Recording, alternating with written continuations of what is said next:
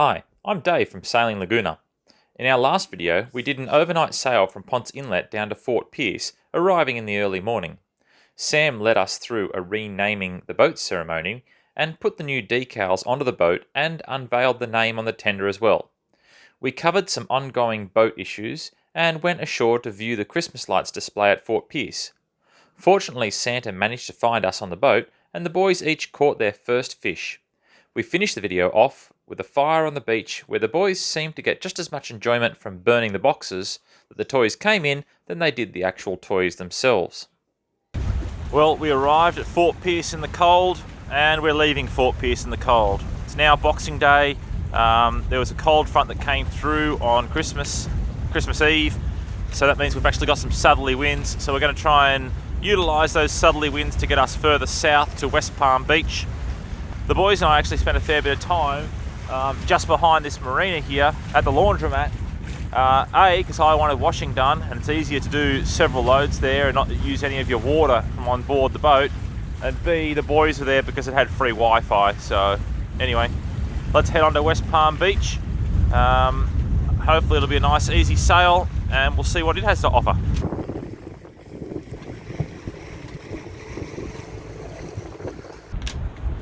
Unfortunately, we didn't get to go to Jetty Park. We were anchored in the back of, I guess, Fort Pierce, but it looks like quite a nice morning walk. All right, well, we've headed out of the heads. The heads were a bit choppy. There's a bit of swell out here, as you can see. That's made the boys a bit seasick. So we'll give it another hour, but we might actually call in early and go into St. Lucia, rather than heading all the way to West Palm. Anyway, this is what conditions are out here at the moment, what they're like.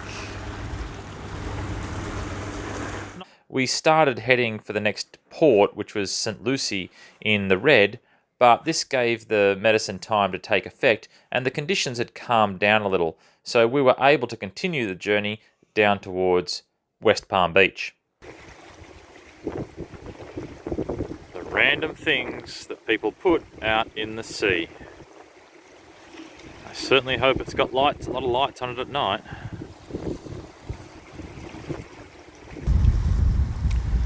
Alright, so we have Olay. We left about, I guess, an hour and a half before the other boats. But that's Olay over there, the Lagoon 450. And then we have way out on the distance over there. Where is it? I think I just missed it there. There is Aquafaba. Also, I believe... oh, look at that. That was good timing. Also, Aquafaba, a Lagoon 450, I believe. The winds have just actually picked back up, but it was calm for a while. The boys have got over their seasickness at this stage. But at least we're not heading back into the wind like the Coast Guard over there. I bet you there's a few shutters going through that boat. It was about now that the winds began to build and we decided that we should reduce sail and take a reef. The only problem was that when we loosened the halyard, the sail did not want to come down. We spent what felt like a good 5 or 10 minutes beating into the breeze as the cries and thoughts of seasickness came from the boys below. I was swinging off the bottom of the sail with all my weight to try to lower it. It was only by sheer luck that something happened and the sail came down. Unfortunately, I didn't get any of this on video. I guess I still have a lot to learn about videography.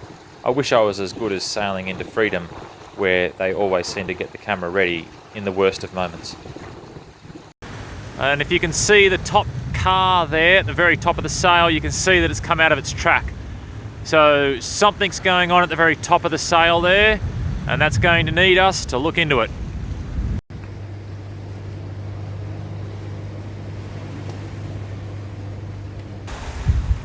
And that's how the other half roll.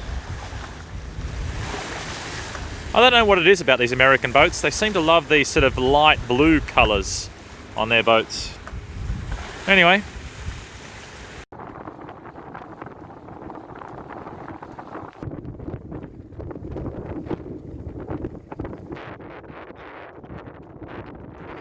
So we made our way into West Palm Beach, or as some might call it, Riviera Beach. Just inside the entrance is Peanut Island and the bridges to the north. But the thing that is striking about coming into West Palm Beach is the magnificent houses along the southern shoreline.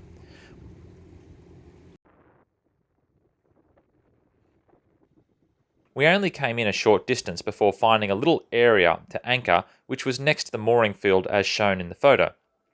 It was also adjacent to the marina, which turned out to be a private marina, so not much good to us, but we were close enough to receive a Wi-Fi signal from it. Nudge, nudge, wink, wink.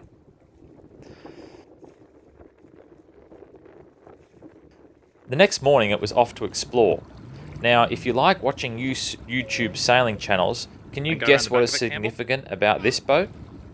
Yep, that's right. It's the hurricane-damaged boat that Parlay Revival are doing up to sell so that they can fix their own hurricane-damaged boat that they found structural damage in. Incidentally, Colin has just announced that he went and worked on below decks for a season to help raise funds for the repairs. He has shown great resilience in 2020 with being locked down in Panama, unable to cross the Pacific to get home to New Zealand. Then his boat got struck by lightning. They found huge structural damage in his boat. His dog died. 2020 was definitely a year for Colin to forget. All right, well there's Colin from Parlay Revivals. I think it's a Helia 44 or something that he's partnered up with to make some money to fix his boat. And just to rub it in, we pan around. There is everybody enjoying themselves on the beach, rubbing it in. Speaking of damaged boats, I'm surprised to see so many sunken boats in the US that seem to have been there for a significant amount of time.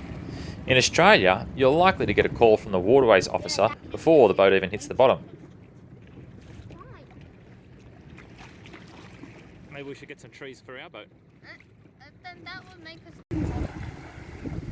Well, that's a very interesting anchoring technique they have there. Looks like they have two 150mm poles by the looks of it, but they just drop down into the water. Yeah, maybe they have two on the other side as well, but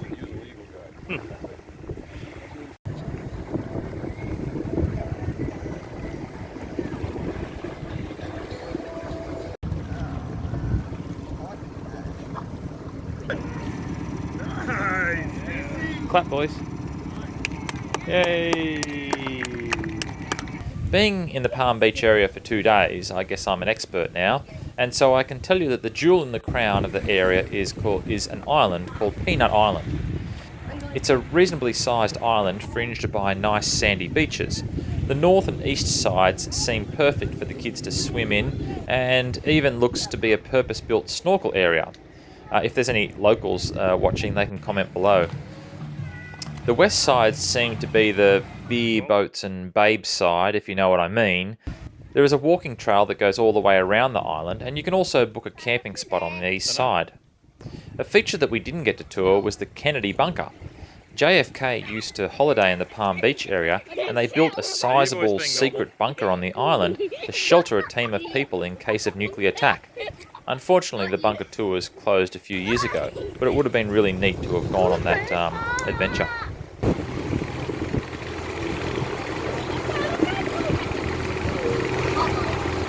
Back when we were coming into Fort Pierce in the early hours of the morning, I spoke to a tugboat over the radio who warned me of a long load that he was towing. Definitely wouldn't want to cut across the stern of that tug.